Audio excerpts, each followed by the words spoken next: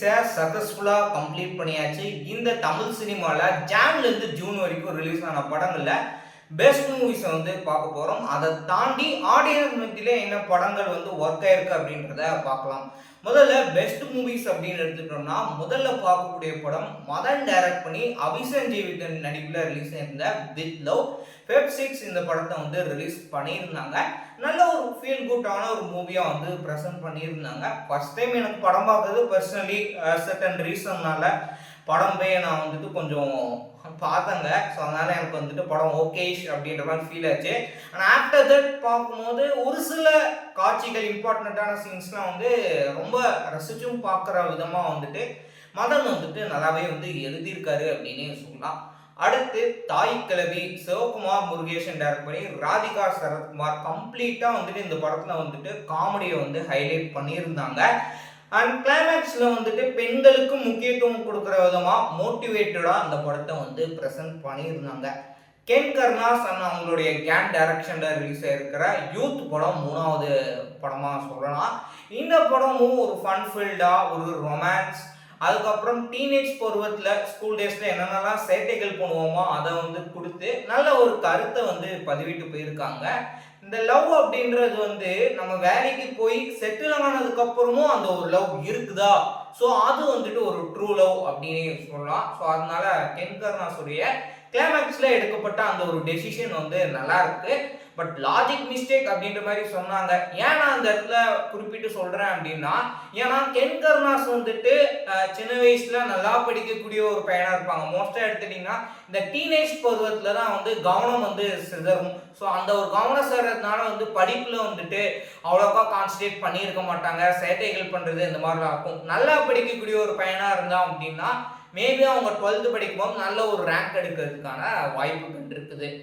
அடுத்து ஏப்ரல் மாதம் 3ஆம் தேதி ரிலீஸ் ஆன கார்மேனி செல்வம் ராம் சக்கரி டைரக்ட் பண்ணி கௌதம் வாசுதேவ் மேனன் அண்ட் சமுத்திரகனி நடிப்பில் அந்த படம் ரிலீஸ் பண்ணியிருந்தாங்க. இந்த படத்தில் மணி பேஸ்டாக நல்ல ஒரு கருத்தை பதிவிட்டிருப்பாங்க. படத்தோட ஸ்கிரீன் பிளே கொஞ்சம் லிட்டில் பிட் ஸ்லோவாக போகும் அப்படின்னு சொல்லலாம். அடுத்து நம்ம 4வதா பார்க்கக்கூடிய படம் 5வதா பார்க்கக்கூடிய படம் எதிர்பார்க்கவே இல்லை. இந்த படம் இந்த அளவுக்கு ஒரு கதை இருக்கும் அப்படின்னு சொல்லி, அதுதான் ஜெய் நடித்து பாபு விஜய் டைரக்ட் பண்ண சட்டென்று மாறுது வானிலை. இந்த படத்துடைய கதை அந்த கான்செப்ட் நல்லா கொண்டு போயிருந்தாங்க. ஆனால் ஆடியன்ஸ் மத்தியில் நல்ல ஒரு வரவேற்பு பெறல. அது காரணம் கூடவே இன்னொரு ஒரு பெரிய படம் ரிலீஸ் பண்ணியிருந்தாங்க. ஆக்சுவலாக அந்த படம் ப்ரீவியஸ் டே ரிலீஸ் ஆக வேண்டியது, இந்த படம் ஃப்ரைடே அந்த மாதிரி தான் பிளான் பண்ணியிருந்தாங்க. அதுக்கடுத்து பிளாஸ்ட் அர்ஜுன், அபிராமி, பிரீத்தி முகுந்தன் இவங்கெல்லாம் நடித்து சுபாஷ் கே ராஜ் டைரக்ஷனில் ரிலீஸ் ஆன படம் கம்ப்ளீட் ஆக்ஷன் மூவியா பெண்கள் தைரியமா இருக்கும் அப்படின்ற நல்ல ஒரு கருத்தை பதிவிட்டு போயிருந்தாங்க.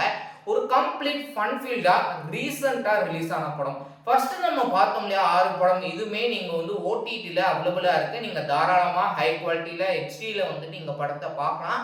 ஆனா இப்ப சமீபத்துல திரையரங்குல ரிலீஸ் ஆன படம் இந்த வாரம் ரிலீஸ் ஆனது கான் சிட்டி அர்ஜுன் தாஸ் அவர் நடித்து ஹரிஷ் துரைராஜ் டைரக்ஷன்ல ரிலீஸ் ஆயிருக்கிற படங்க.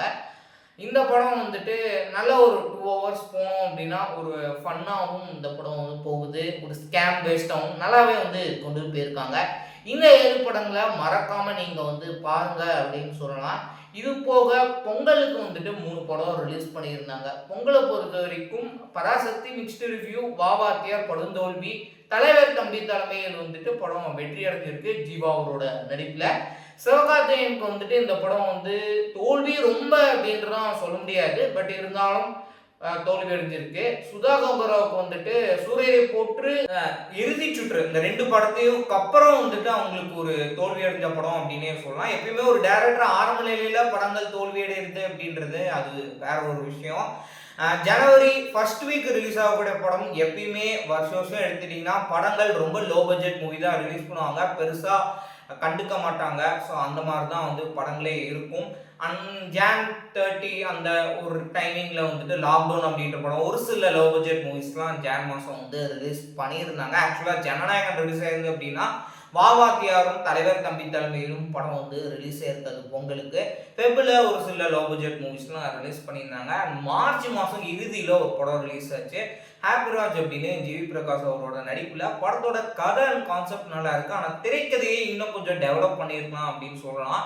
யூத் படம் தான் நிறைய பேர் செலிப்ரேட் பண்ணியிருந்தாங்க இல்லையா, இந்த படத்தை வந்து பெருசாக செலிப்ரேட் பண்ணல அப்படின்னு சொல்லலாம். லவ் இன்சூரன்ஸ் கம்பெனி நான் இன்னும் லீடர் படம் வந்து பார்க்கல.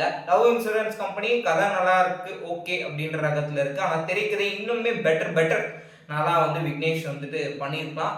கருப்பு படத்துடைய கதை ஃபர்ஸ்ட் ஆஃப் நல்லா இருக்கு, செகண்ட் ஆஃப் வேற எங்கேயோ போகுது. ஸ்டார்டிங் ஆரம்பத்தில் எங்கேயோ தொடங்கி எங்கேயோ முடிஞ்ச மாதிரி தான் இருந்தது. எனக்கு சாட்டிஸ்ஃபைடா இல்லை. படம் நல்ல ஒரு வசூல் அடிச்சிருக்கு அப்படின்ற மாதிரி சொல்லலாம். பட் ஆடியன்ஸ் வந்துட்டு ஒரு ஆக்ஷன் அப்படின்னு சொல்லிட்டு அந்த படத்தை வந்து தூக்கி கொண்டாடிட்டாங்க. ஆனால் சட்டென்று மாறுது வானிலை படத்தை வந்து பெருசாக யாருமே கண்டுக்கல. அந்த படத்தை போய் பார்த்து என்ஜாய்